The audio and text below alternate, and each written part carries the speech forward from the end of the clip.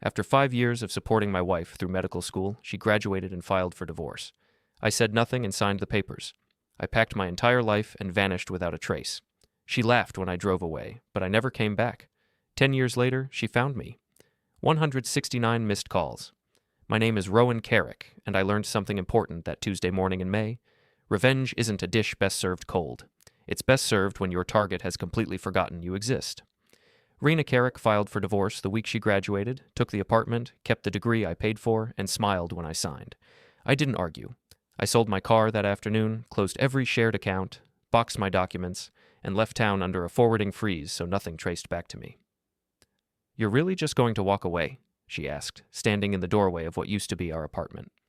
Her graduation cap sat crooked on her head, and she still wore that ridiculous gown. "No fight? No drama?" "What would be the point?" I replied, loading the last box into my rental truck. "You got what you wanted." She laughed. Actually laughed. "I guess I always knew you didn't have any backbone. This just proves it." I didn't respond.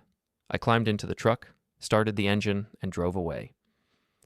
In my rearview mirror, I watched her wave goodbye with a smirk that said she'd won everything that mattered. She had no idea what she'd just unleashed.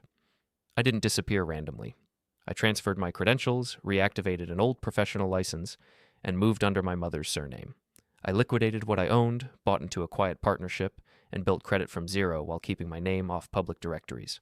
The thing about being an IT consultant for 15 years is that you learn how systems work. All of them.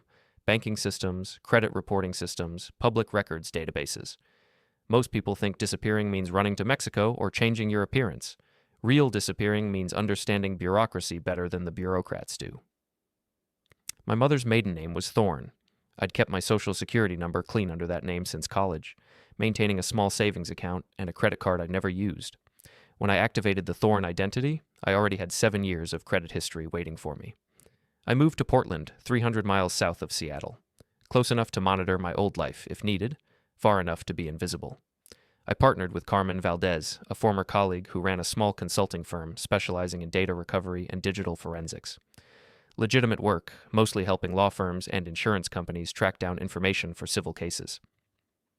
"You sure you want to stay off the books?" Carmen asked during our first meeting. She was tough as nails, with silver hair and eyes that missed nothing. "I can pay you as a contractor, but..." "Off the books is perfect," I interrupted. "I prefer being invisible." She studied me for a long moment. "Running from someone?" "Running to someone," I corrected. "The person I should have been all along." Reina made her move months later. She tried to reopen support, contacted mutual friends, and posted about my abandonment. I responded by doing nothing, no replies, no counters, while I locked my records, separated identifiers, and let the filings lapse without a target. Through careful monitoring of social media and public records, I watched her new life unfold. She'd moved in with Derek Salazar, a plastic surgeon she'd met during her residency. He drove a red Porsche, lived in a downtown condo worth more than I'd made in 3 years, and posted constantly about their amazing life together. Derek was everything I wasn't. Flashy, confident, entitled. He wore designer suits and expensive watches. He took Reina to charity galas and medical conferences in exotic locations. His social media was a constant stream of restaurant photos, vacation selfies, and humble brags about his success. "Look at this clown," my friend Nate said, showing me Derek's latest Instagram post. Nate Morrison had been my best friend since college, and he'd become a private investigator after washing out of the police academy. He had a talent for finding information people preferred to keep hidden. The photo showed Derek and Reina at some medical conference in Hawaii. Derek wore a Hawaiian shirt that probably cost more than my monthly rent, and Reina was draped over him like an expensive accessory. "Living our best life with my brilliant wife," Nate read from the caption. "Some people settle for mediocrity, but we choose excellence." What a tool. I studied the photo. Reina looked happy, genuinely happy in a way I'd never seen during our marriage. It stung, but not in the way I'd expected. Instead of jealousy, I felt something colder, more calculating. "Keep monitoring them," I told Nate. "But don't engage. I want to know everything, but I want them to forget I ever existed." "What's the endgame here, Rowan? You planning something?" I smiled, but it wasn't a pleasant expression. "I'm planning everything." 10 years passed. My number changed once. My address never existed online. When she finally found a trace through a data broker and called, the phone logged 169 missed calls in a single day. I didn't answer. The call started on a Thursday morning in March. I was reviewing a case file when my phone began buzzing. Unknown number, but the area code was familiar, Seattle. I let it go to voicemail. The calls kept coming. Every few minutes, sometimes back to back. By lunch, I had 47 missed calls from the same number. I finally listened to the first voicemail. Rowan, I know this is you. Please pick up. I need to talk to you. It's important. It's about Derek and the practice and just please, call me back. Please. Reina's voice was different. Older, obviously, but also desperate in a way I'd never heard before. The confident, dismissive tone was gone, replaced by something that sounded almost like panic. I deleted the message and went back to work. By evening, the count had reached 169. The voicemails became increasingly frantic. She mentioned lawyers, investigations, frozen assets. She talked about needing help, about having nowhere else to turn. She even apologized, sort of. I know things ended badly between us, she said in message 127. But you're the smartest person I know. You're the only one who might be able to help me figure this out. Please, Rowan, I'm begging you. I saved every message, backed them up to 3 different secure servers, and then blocked the number. The next morning, I found a certified letter waiting at my office. Reina had tracked down my business address through the data broker.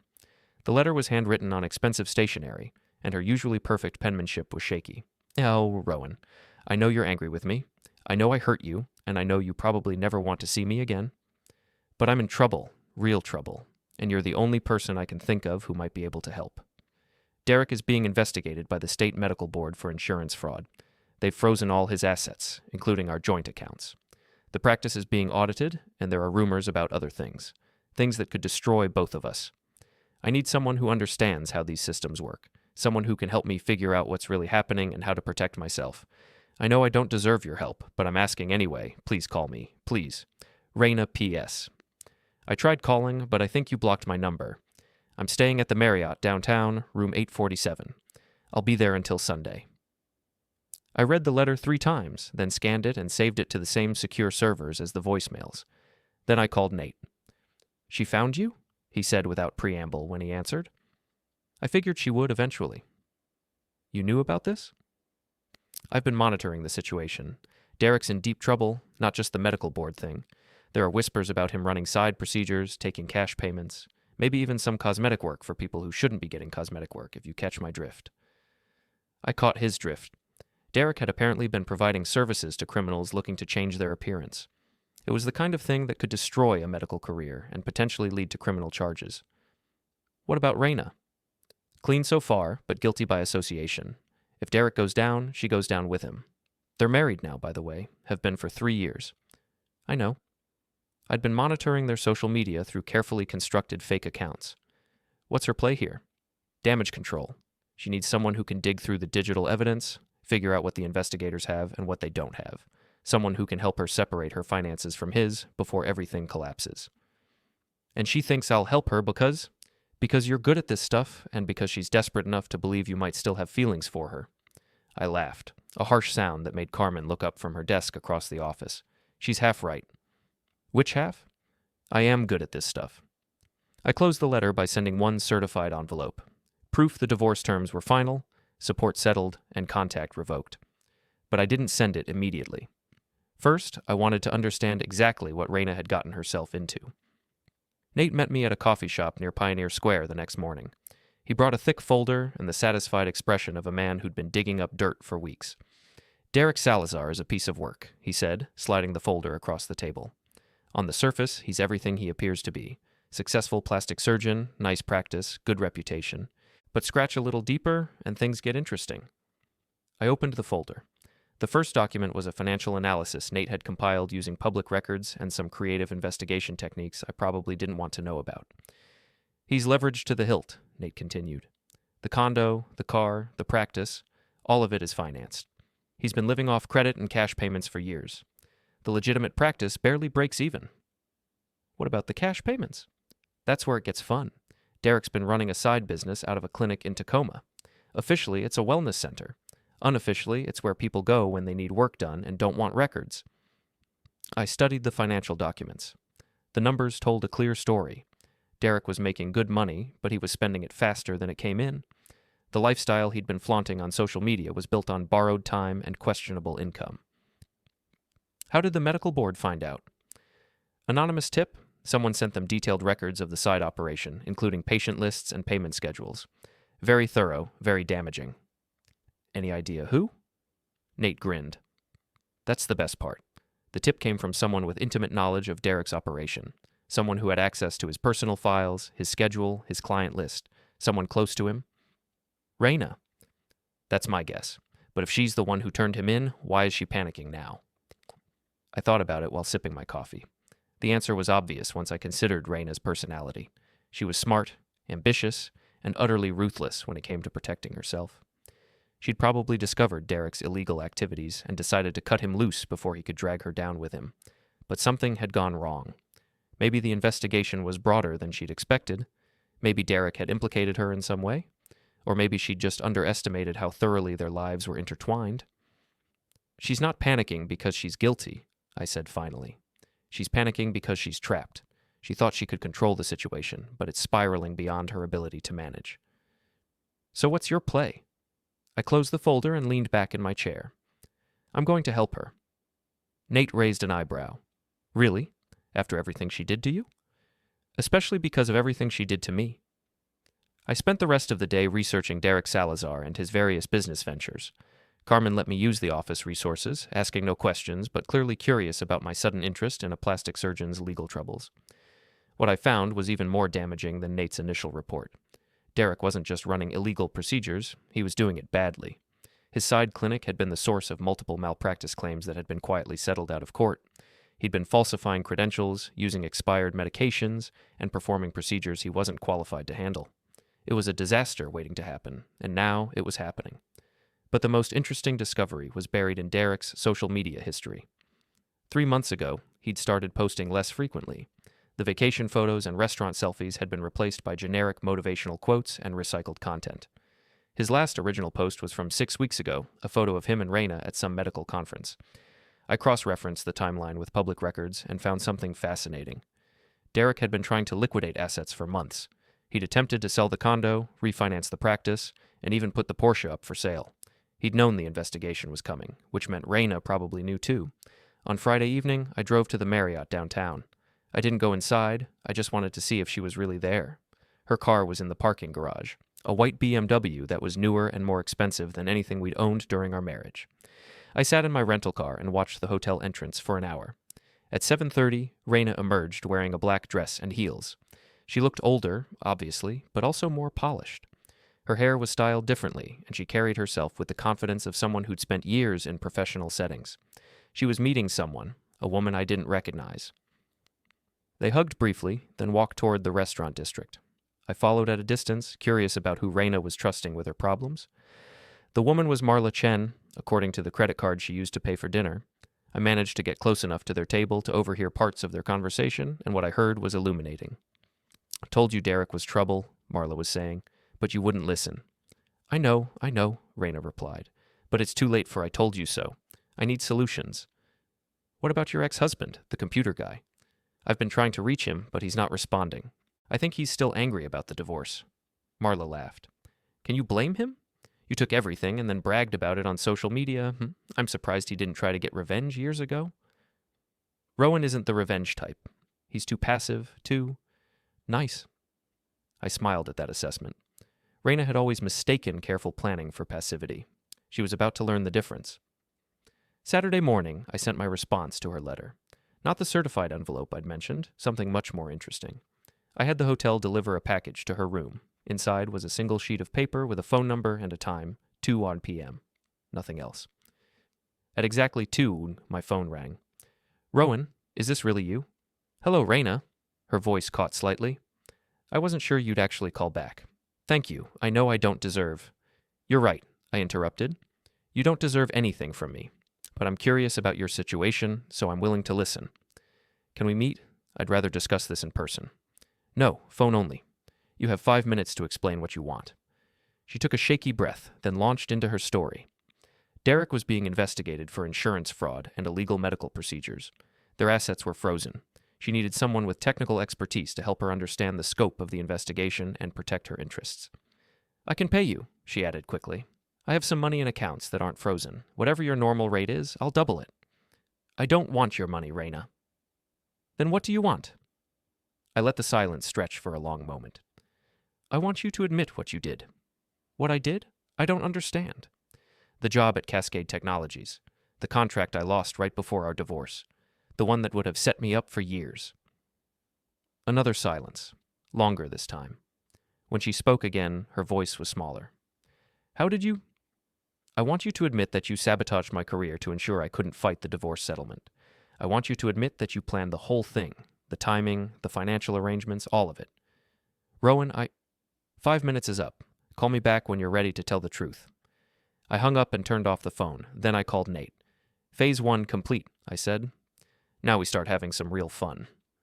Reina called back 3 hours later. This time her voice was different, smaller, more defeated. You're right, she said without preamble. I sabotaged the Cascade contract. I called their HR department and told them you were having personal problems that might affect your work. I suggested they might want to reconsider the contract. Why? Because I knew you'd fight the divorce if you had that kind of money coming in. I needed you to feel like you had no choice but to sign. I'd suspected as much for years, but hearing her admit it still stung. The Cascade contract would have been worth $200,000 over 3 years, enough to hire a good lawyer and fight for a fair settlement. What else? I asked. What do you mean? I mean, what else did you do to ensure I'd sign those papers and disappear quietly? She was quiet for a long moment. I may have influenced some of our mutual friends, made sure they understood that you were being unreasonable about the divorce. You turned them against me. I protected my interests, just like you're doing now. I almost laughed. Even in confession, Reina couldn't help but justify her actions. It was exactly the kind of response I'd expected. All right, I said. Now I'll help you. Really? Just like that? Just like that. But we're going to do this my way, with my rules. Agreed? Agreed. What do you need me to do? Meet me tomorrow at Pike Place Market, near the fish vendors. 10 a.m., come alone and bring copies of every document related to Derek's legal troubles. I'll be there. And Rowan? Thank you. I know I don't deserve this, but no, I said quietly. You don't. I spent Sunday morning preparing for the meeting. I arrived at Pike Place Market early and positioned myself where I could watch the entrance.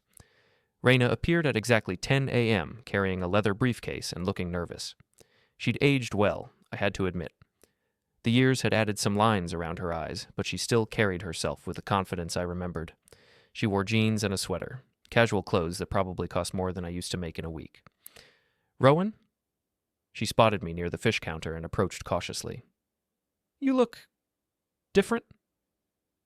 I'd lost weight over the years, started working out regularly, and learned to dress better.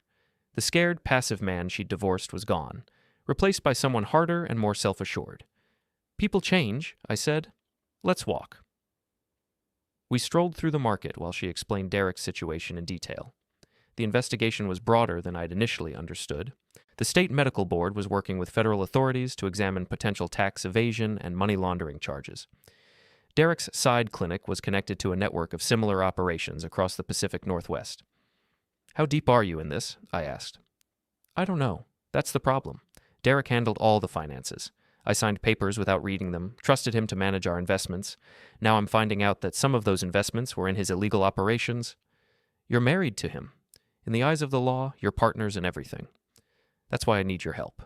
I need to know what evidence they have, what charges they're considering, and how to separate my interests from his. We found a quiet coffee shop and spread out the documents she'd brought. Financial records, legal notices, correspondence with attorneys. It was a mess, but a mess I could work with. This is going to take time, I said, studying a particularly damaging asset seizure notice. I'll need access to Derek's computer systems, his business records, maybe even his personal files. I can get you that. He's been staying at the clinic most nights, trying to salvage what he can. The condo is empty except for me. Good. I'll need you to copy his hard drives and any physical documents you can find. But first, I want you to do something else. What? I pulled out my phone and opened the recording app. I want you to repeat what you told me yesterday. About the Cascade contract and our mutual friends. I want it on record. She stared at the phone, then at me. You're recording this? I'm recording everything from now on. Consider it insurance. Insurance against what? Against you trying to manipulate me the way you manipulated everyone else 10 years ago." She was quiet for a long moment, clearly weighing her options. Finally, she nodded and repeated her confession, speaking clearly into the phone's microphone. I saved the recording and backed it up to secure storage. "There," I said. "Now we can begin." Over the next week, I worked with Reina to gather intelligence on Derek's situation. She provided access to his computers and files, while I used my technical skills to analyze the digital evidence and understand the scope of the investigation. What I found was worse than either of us had expected.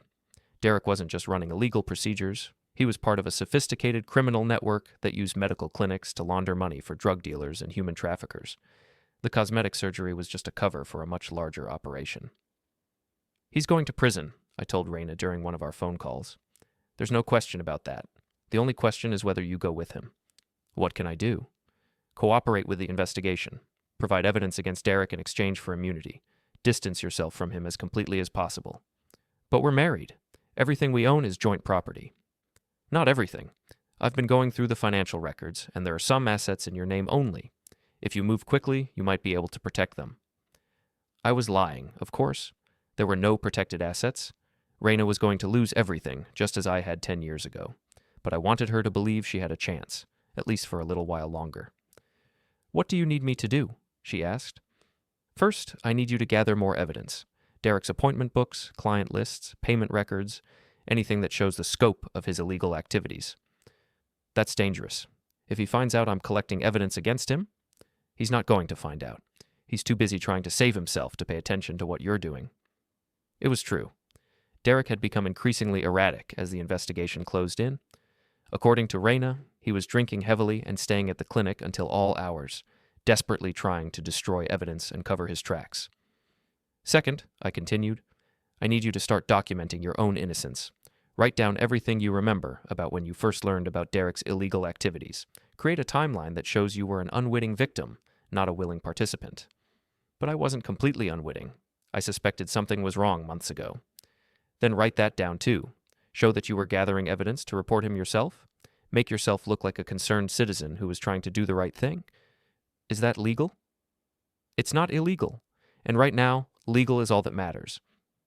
By Friday, I had everything I needed. Derek's financial records, client lists, appointment books, and personal correspondence. I had evidence of money laundering, illegal medical procedures, and connections to organized crime. I also had proof that Reina had known about at least some of the illegal activities and had chosen to benefit from them rather than report them. It was time for phase 2 of my plan. Before we dive deeper into this story, I have one small request. Please subscribe, drop a like, comment, and hit that hype button to boost this channel so more people can discover these incredible Reddit stories. I called Reina and arranged to meet her at a restaurant in Bellevue, far from Derek's usual haunts. She arrived looking hopeful for the first time since she'd contacted me. "Do you have good news?" she asked as soon as she sat down. "I have news," I said. "Whether it's good depends on your perspective." I laid out what I'd discovered about Derek's operation and the likely charges he'd be facing. Then I explained her legal exposure and the probability that she'd be charged as an accessory. "But you said I could get immunity if I cooperated." "I said you might be able to, but I've been thinking about it, and I'm not sure that's the best approach." "What do you mean?" I leaned back in my chair and smiled. "I mean, I've been wondering why I should help you at all. 10 years ago, you destroyed my career, took everything I'd worked for, and then laughed about it. Now you want me to save you from the consequences of your own choices?" The color drained from her face. "But you said—" "I said I'd help you understand the situation. I never said I'd help you escape it." "Rowan, please," I apologized. "I admitted what I did." "You admitted it because you needed my help, just like you're apologizing because you need my help. But what happens after I save you? Do you think you'll still be grateful? Or will you go back to thinking I'm just a pathetic loser who was lucky to have you for 5 years? She stared at me, clearly trying to process what was happening. "What do you want?" "I want you to understand what it feels like to lose everything. I want you to know what it's like to have someone you trust destroy your life for their own benefit.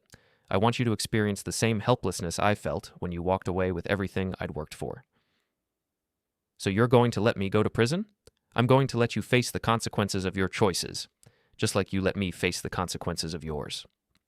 I stood up and dropped a 20 on the table. "Enjoy your dinner, Reina. It might be your last good meal for a while." As I walked away, I heard her calling my name, but I didn't look back. Phase 2 was complete, and Phase 3 was about to begin. I didn't go straight home after leaving Reina at the restaurant. Instead, I drove to a bar in Georgetown and called Nate. "How did she take it?" he asked. "About as well as you'd expect. She's probably calling Derek right now, warning him that I have all their files." "Won't that make them more dangerous?" "It'll make them more desperate. Desperate people make mistakes, and I'm counting on Derek making some very big mistakes." I was right. By Monday morning, Derek had made his first major error. Instead of lying low and trying to minimize his legal exposure, he'd decided to go on the offensive. He'd hired a private investigator to look into my background and had started making threats. The private investigator was a former cop named Tommy Brennan, who specialized in intimidation and harassment. He'd been calling my office, following me around town, and asking questions about my business relationships. It was exactly the kind of aggressive response I'd been hoping for. "He's trying to scare you," Carmen observed as we watched Brennan's car from our office window. "Think it'll work?" "I'm counting on him trying harder." The escalation came Tuesday evening. I was working late when Brennan and another man entered my office building. They'd somehow gotten past the security door and were heading for the elevator. I watched them on the security monitor and smiled. I'd been preparing for this possibility for weeks. The office building was old, with multiple exits and a layout that favored someone who knew it well. I also had advantages that Brennan didn't know about. Carmen had installed a sophisticated security system that included cameras, motion detectors, and some creative defensive measures. When Brennan and his partner reached my floor, they found the hallway lights turned off and my office door standing open. They approached cautiously, probably expecting to find me cowering behind my desk. Instead, they found an empty office and a voice speaking from hidden speakers. "Good evening, gentlemen. I assume Derek sent you?" They spun around, looking for the source of the voice. Brennan pulled out a flashlight and started searching the office. "We just want to talk," he called out. "No need to make this complicated." "I prefer complicated," I replied. "It keeps things interesting." What happened next was something I'd learned from watching too many action movies and reading too many thriller novels. I'd rigged the office with a series of simple but effective traps. Nothing dangerous, just embarrassing. When Brennan opened the desk drawer, he triggered a small explosive charge that filled the air with bright pink powder. When his partner tried to leave through the main door, he found it had locked automatically, and the handle was now covered with industrial-strength adhesive. "What the hell?" Brennan started to say, but his words were cut off when the sprinkler system activated, soaking both men with water that had been mixed with washable but persistent purple dye. I let them struggle for about 10 minutes before activating the intercom again. "The door will unlock in 5 minutes. I suggest you use that time to think about whether you really want to continue working for Derek Salazar." When they finally escaped, they were soaked, stained, and thoroughly humiliated. I had the entire encounter recorded from multiple angles, and I made sure copies found their way to Brennan's other clients and professional contacts. Derek's response was predictably stupid. Instead of cutting his losses and focusing on his legal problems, he doubled down. He started calling my business contacts, trying to damage my reputation. He posted negative reviews of my consulting firm online. He even tried to have me arrested for assault, though the charges were dropped when the police saw the security footage. "He's making this too easy," Nate observed as we reviewed Derek's latest attempts at intimidation. "It's like he wants to be caught. He's panicking. His whole world is collapsing, and he's lashing out at the only target he can reach." "What about Reina?" "She's trying to distance herself from him, but it's too late. The federal investigators have enough evidence to charge her as an accessory. Her only hope now is to cooperate fully and hope for a plea deal." But cooperation wasn't going to save Reina, because I'd made sure she had nothing useful to offer. The evidence I'd gathered was already in the hands of federal investigators, provided through anonymous channels that couldn't be traced back to me. Reina's testimony would be redundant at best. Meanwhile, I was implementing the more creative aspects of my revenge plan. Derek's Porsche was his pride and joy, a red 911 Turbo that he'd bought to celebrate his first year of illegal income. He parked it in a secure garage beneath his condo building, but security systems are only as good as the people who maintain them. It took me 3 days to gain access to the garage and locate Derek's car. I didn't damage it. That would have been crude and potentially criminal. Instead, I made some modifications that would become apparent over time. I replaced his expensive air freshener with one that smelled like rotting fish. I loosened the bolts on his license plate so it would eventually fall off during normal driving. I programmed his radio to play only country music at maximum volume whenever the car started, but the masterpiece was what I did to his paint job. Using a special compound that would only become visible under certain lighting conditions, I wrote "fraud" across his hood in letters that would show up clearly under the lights in hospital parking garages. Derek discovered my handiwork gradually over the course of a week. First the smell, then the radio, then the license plate incident that got him pulled over by police. By the time he figured out what was happening, he was paranoid about every minor inconvenience and mechanical problem. "Someone's messing with my car," he told Reina during a phone call I was monitoring. "First the smell, now the radio won't work right. I think your ex-husband is trying to drive me crazy." "Rowan wouldn't do something like that," Reina replied. "He's not the type." "Then explain how someone got into a secure garage and accessed my car." "Maybe you're just stressed. You've been under a lot of pressure lately." Derek's growing paranoia was affecting his judgment in other areas, too. He'd started making mistakes at the clinic, missing appointments, and alienating the few legitimate patients he had left. His illegal operation was falling apart as his criminal contacts lost confidence in his ability to maintain security. The final blow came when Derek tried to flee the country. He'd apparently decided that his legal situation was hopeless and had made arrangements to disappear to a non-extradition country.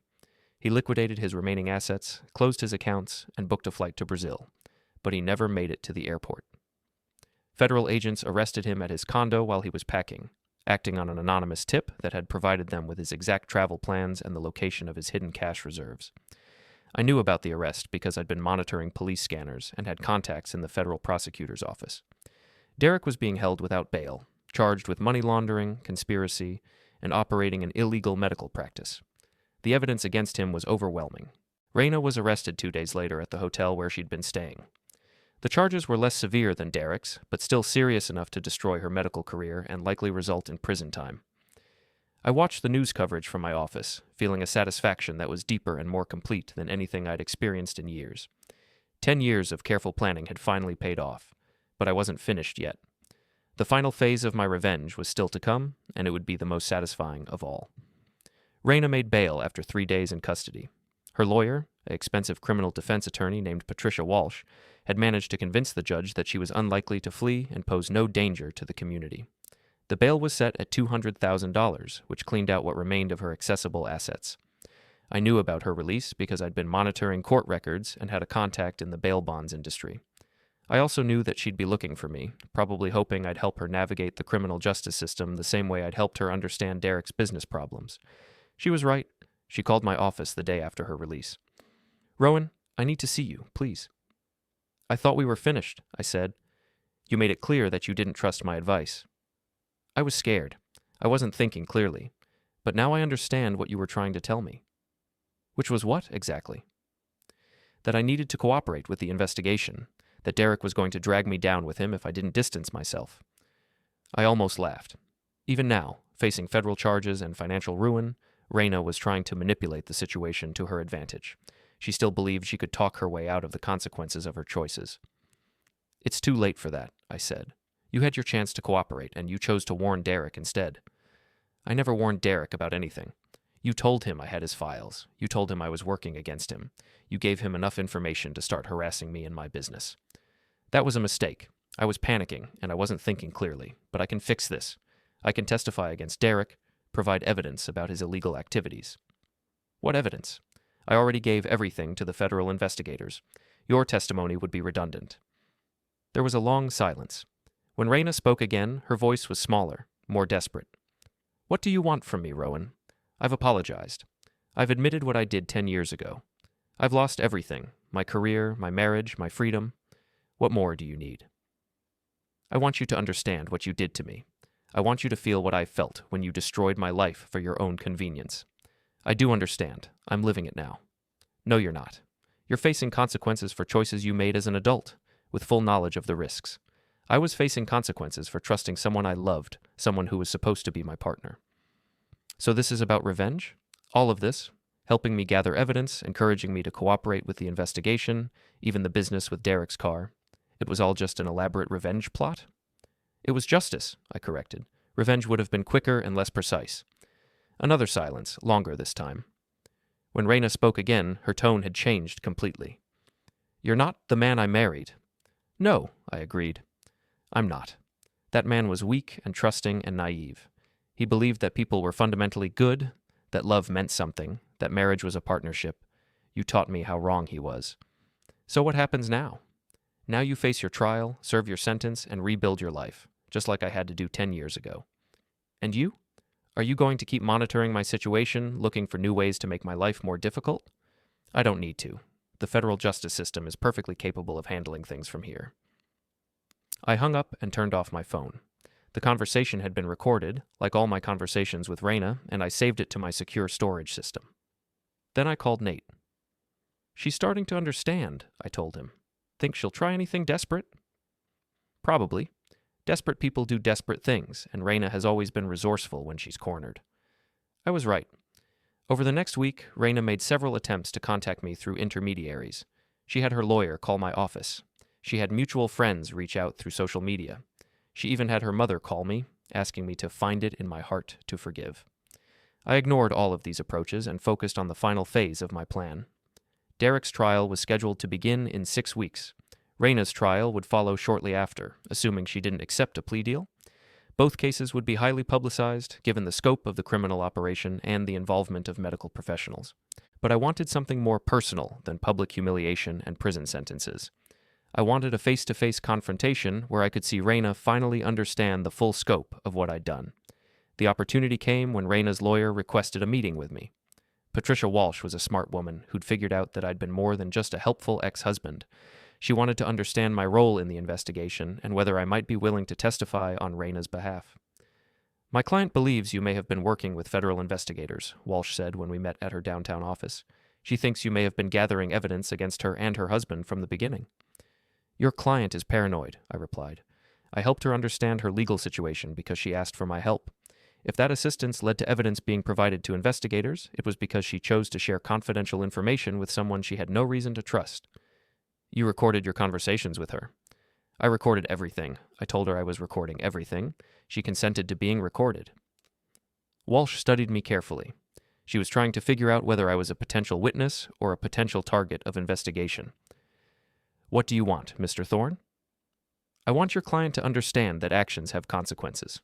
I want her to stop trying to manipulate people into solving her problems, and I want her to accept responsibility for the choices she's made. And in exchange? In exchange, I won't provide any additional evidence to federal investigators. What they have is what they have. It was a meaningless offer, since I'd already provided everything useful, but Walsh didn't know that.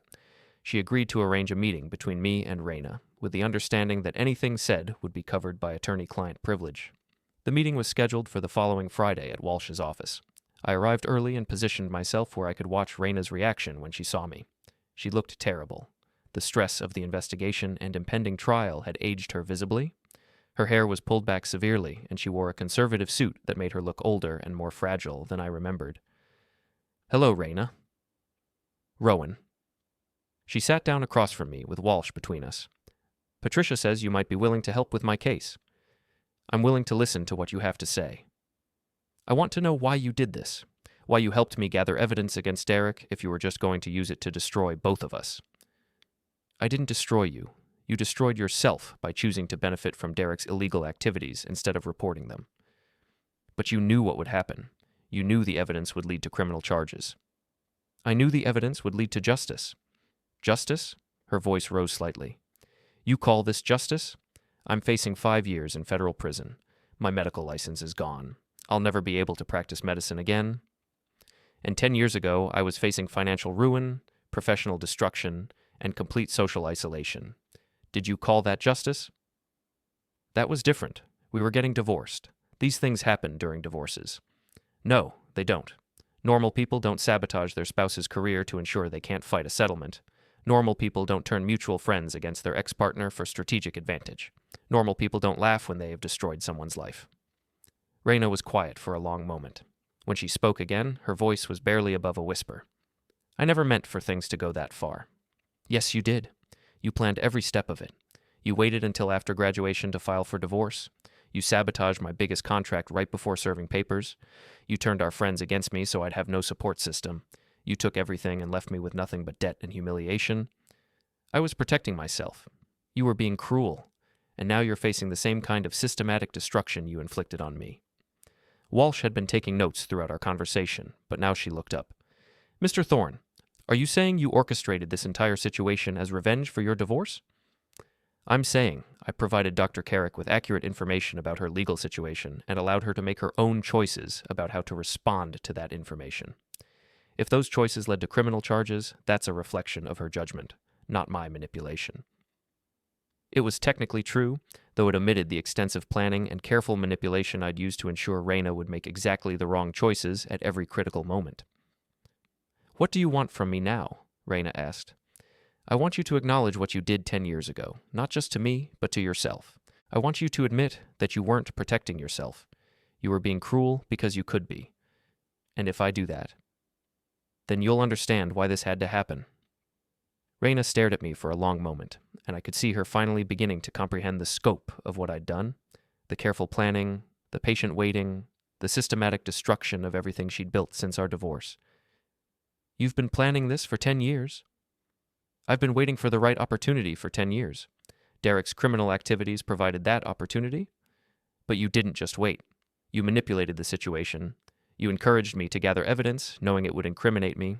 You let Derek escalate his harassment, knowing it would make him look unstable. You orchestrated everything. I provided information and allowed people to make their own choices. No." Her voice was stronger now, more certain. "You played us against each other. You used my desperation and Derek's paranoia to destroy both of us." I smiled. "Now you're beginning to understand." Walsh was writing furiously, clearly recognizing that this conversation was going to be important for Reina's defense strategy. But I wasn't worried about legal consequences. Everything I'd done was technically legal, if ethically questionable. "The question now," I continued, "is whether you're going to accept responsibility for your choices or spend the next 5 years blaming everyone else for your situation." "What choices?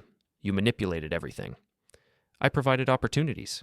You chose how to respond to those opportunities. You chose to gather evidence against Derek instead of reporting his crimes immediately. You chose to warn him about my involvement instead of cooperating with investigators. You chose to benefit from illegal income instead of asking questions about its source. Because I trusted you. Because you thought you could use me the same way you used me 10 years ago. You thought I was still the same weak, passive man who would do anything to help you, even after you destroyed his life." The truth of that statement hit her visibly. She'd approached me for help because she'd assumed I was still the same person she'd divorced, someone who could be manipulated and discarded when no longer useful. "So what happens now?" she asked quietly. "Now you face the consequences of your choices, just like I had to do." I stood up and nodded to Walsh. "Good luck with the trial." As I walked toward the door, Reina called my name one last time. "Rowan, do you hate me?" I turned back to look at her. She looked smaller somehow, diminished by the weight of understanding what had been done to her and why. "No," I said honestly. "I don't hate you, but I don't forgive you either, and I don't feel sorry for you." "Then what do you feel?" I thought about the question for a moment. What did I feel after 10 years of planning and 6 months of execution? "Satisfied," I said finally. "I feel satisfied." 3 months later, I sat in the back row of a federal courtroom and watched Reina Carrick accept a plea deal that would send her to prison for 18 months. She'd agreed to cooperate fully with the ongoing investigation into Derek's criminal network, though her testimony was largely redundant given the evidence that had already been gathered. Derek had been sentenced 2 weeks earlier to 8 years in federal prison. He'd refused to cooperate with investigators and had maintained his innocence throughout the trial, despite overwhelming evidence of his guilt. His medical license had been permanently revoked, and he'd been ordered to pay restitution to his victims. I watched Reina stand before the judge and formally accept responsibility for her crimes. She spoke clearly and without emotion, acknowledging her role in the money laundering operation and expressing remorse for her actions. "I allowed greed and poor judgment to override my ethical obligations," she said. "I failed to report criminal activity that I should have recognized and stopped. I accept full responsibility for my choices and their consequences." It was a good speech, probably written by her lawyer, but I could see in her posture and expression that she understood more than just the legal implications of what had happened. She understood the personal dimension, the careful, patient revenge that had brought her to this moment. After the sentencing, I followed her and Walsh out of the courthouse. They were discussing practical matters, when to report to prison, what personal items she could bring, how to handle her remaining financial obligations. "Dr. Carrick," I called when they reached the sidewalk. Both women turned. Walsh looked suspicious, but Reina just looked tired. "Mr. Thorne," she said, "I wasn't sure you'd be here. I wanted to see how it ended. It ended with me going to prison and you getting your revenge. Are you satisfied?" "I'm satisfied that justice was served. Whether that's the same thing as revenge is a matter of perspective." Walsh was watching our exchange carefully. clearly trying to decide whether she needed to intervene. But Reina waved her off. "It's all right, Patricia. Mr. Thorne and I have some history to resolve." "5 minutes," Walsh said. "Then I need to get you back to the office for paperwork." When Walsh had moved out of earshot, Reina stepped closer to me. "I've had 3 months to think about what you did," she said quietly. "And I understand now why you did it." "Do you?" "You didn't just want me to face consequences for the crimes I committed with Derek. You wanted me to understand what it felt like to be betrayed by someone I trusted. You wanted me to experience the same helplessness I made you feel 10 years ago. And it worked. I know what it feels like now to have someone systematically destroy everything you've worked for. I know what it's like to realize that someone you thought cared about you was actually planning your destruction." I nodded. "That was the point. But here's what I don't understand. How does this make you feel better? How does my suffering compensate for what I did to you?" It was a good question, and one I'd been asking myself as the legal proceedings had dragged on. The satisfaction I'd felt initially had faded somewhat as I watched Reina's life collapse. Not because I felt sorry for her, but because revenge, even perfectly executed revenge, was ultimately hollow. "It doesn't make me feel better," I admitted, "but it makes things even. You took 10 years of my life. Now the justice system will take 18 months of yours. 18 months of prison, plus the end of my medical career, plus financial ruin, plus social humiliation. I'd say you got more than even. I'd say you got exactly what you earned." She studied my face for a moment, probably looking for some sign of the man she'd married 15 years ago. But that man was gone, replaced by someone harder and more calculating. "What happens now?" she asked. "Do you disappear again? Start a new life somewhere else?" "I don't need to disappear. I like the life I've built here." "And me? Are you going to keep monitoring my situation? Looking for new ways to make my life difficult?" "I don't need to. You'll do that yourself." It was true. Reina would spend the rest of her life dealing with the consequences of her choices, the criminal record, the destroyed career, the financial ruin.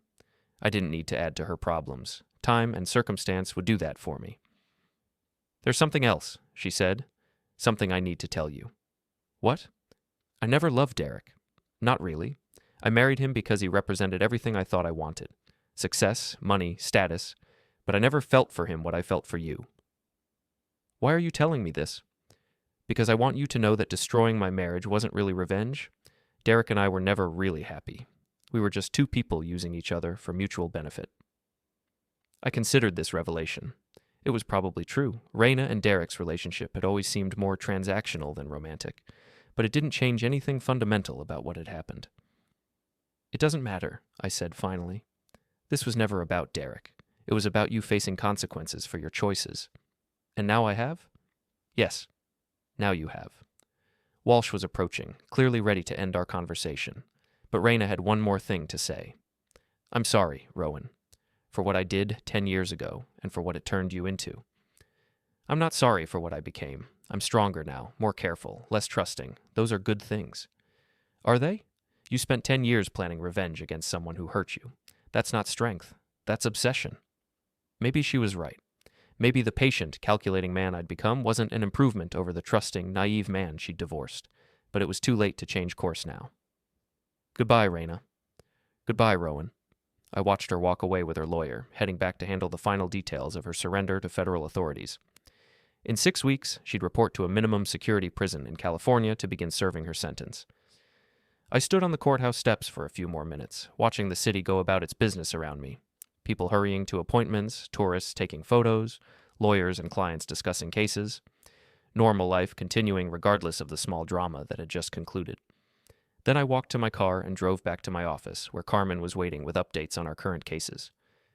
"How did it go?" she asked. "Exactly as planned?" "And how do you feel about that?" I thought about the question while reviewing the files on my desk. How did I feel? Satisfied? Vindicated? Empty? "I feel like it's finished," I said finally.